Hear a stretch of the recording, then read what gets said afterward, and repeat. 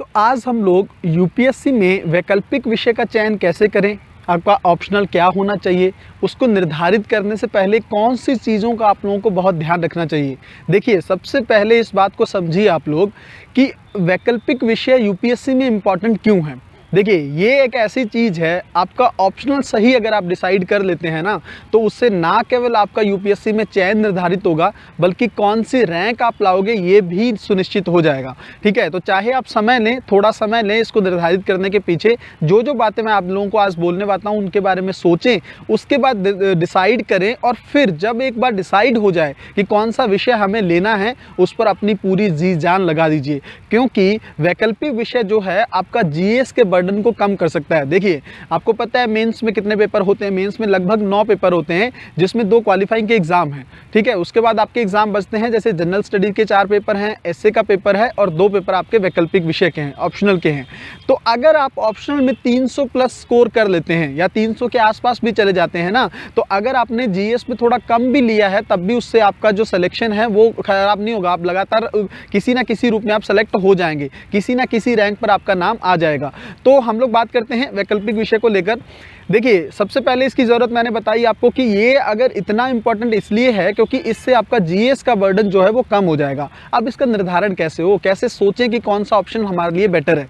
देखिए, सबसे पहले आप ये देखिए कि ग्रेजुएशन में आप लोगों ने कौन सा सब्जेक्ट पढ़ा है। ठीक है, और उस सब्जेक्ट को पढ़ते टाइम आपको कैसा फील हुआ है, उसमें आपके मार्क्स कैसे आते हैं, उसको पढ़ते टाइम आपको कितना इंटरेस्ट फील होता है। देखिए, मैं बार बार एक बात बताना चाहूँगा आप लोगों को यहाँ पर कि यूपीएससी का जो ऑप्शनल सब्जेक्ट है ना, उसका अगर एक वर्ड में मीनिंग आप लोग समझे ना, तो वो आपकी रुचि है, इंटरेस्ट है। अगर आप इंटरेस्ट के बेस पे यूपीएससी के अपने ऑप्शनल को डिसाइड करेंगे तो आपको बहुत आसानी हो जाएगी। क्योंकि यूपीएससी का जब जीएस आप पढ़ रहे होते हैं, करंट अफेयर पढ़ रहे होते हैं, या स्टैटिक पोर्शन पढ़ रहे होते हैं ना, तब कहीं ना कहीं पे आपको थोड़ा सा बोरिंग महसूस होने लगता है।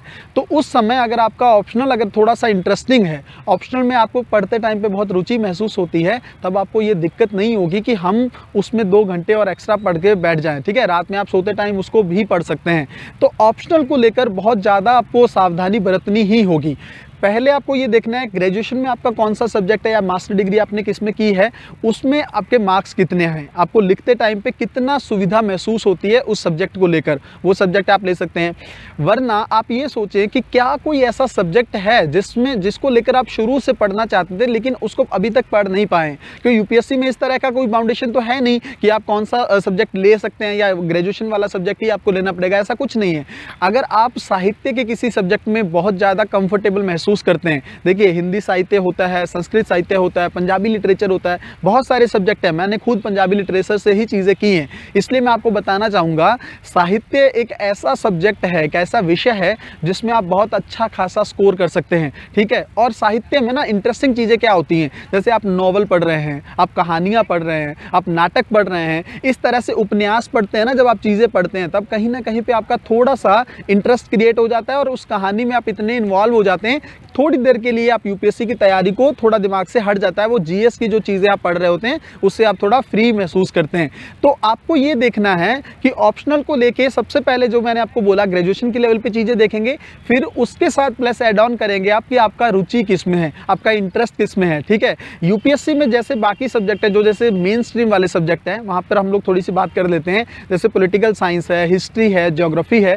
ऐसा नहीं है कि इनमें मार्क्स नहीं आते हैं, लेकिन इनमें आपको बहुत अच्छा स्कोर करने के लिए, मतलब मान लीजिए 280 290 स्कोर करने के लिए आपको बहुत अच्छी मेहनत करनी पड़ेगी, बहुत अच्छा काम करना पड़ेगा। लेकिन आप अगर सोचिए, अगर आप थोड़ा सा कम कंपटीशन वाले सब्जेक्ट लेते हैं, मान लीजिए साहित्य में लिमिटेड कॉपी चेक होने के लिए जा रही हैं, वहां पर आपके लिए परफॉर्म करना उतना ही ज़्यादा बेहतर होगा, उतना ही ज़्यादा आसान भी होगा कि आप जल्दी से सिलेबस कंप्लीट करें और उसको रिवाइज करें, उसकी प्रैक्टिस करें, और आप हो सकता है थोड़े से पीवाईक्यूज को आप अच्छे से नोट्स के रूप में काम कर लें, उनको सॉल्व कर लें, तो आपको वही मार्क्स, बहुत अच्छा मार्क्स गेन हो सकता है।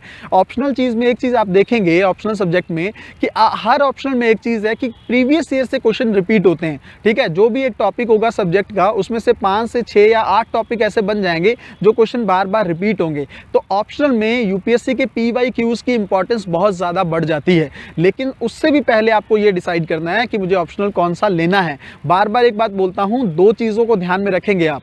पहली, आपका इंटरेस्ट क्या है, किस चीज़ को लेकर आपको आपको पढ़ने में रुचि महसूस होती है, आप उसके अकॉर्डिंग ऑप्शनल डिसाइड करेंगे।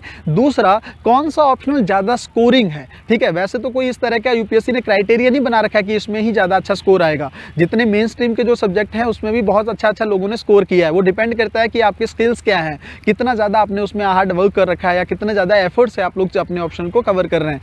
तो एक ही चीज़ आपको डिसाइड करनी है इस चीज़ को लेकर कि भाई मेरी रुचि क्या है, मेरा इंटरेस्ट क्या है, ग्रेजुएशन में जो सब्जेक्ट मैंने लिया है उस पर मैं किस तरह का परफॉर्म कर रहा हूँ या किस तरह से चीज़ें मैं कर पाती हूँ, वो वहाँ पे ध्यान देंगे। और साथ में आप देखेंगे कि किस एक चीज़ को लेकर यूपीएससी में जो है वो अभी तक का जो इतिहास है वो साहित्य का बेहतर है, या जिस तरह का ऐतिहासिक रूप से जो स्कोरिंग एरियाज रहे हैं ऑप्शनल में, उनको लेकर कौन कौन सी चीज़ें बेहतर हो सकती हैं। तो इन सब चीज़ों को आप लोग ध्यान में रखकर अपना ऑप्शनल डिसाइड करेंगे। मुझे लगता है कि ऑप्शनल को लेकर दुविधा आप लोगों की खत्म हो जाएगी आपके बाद।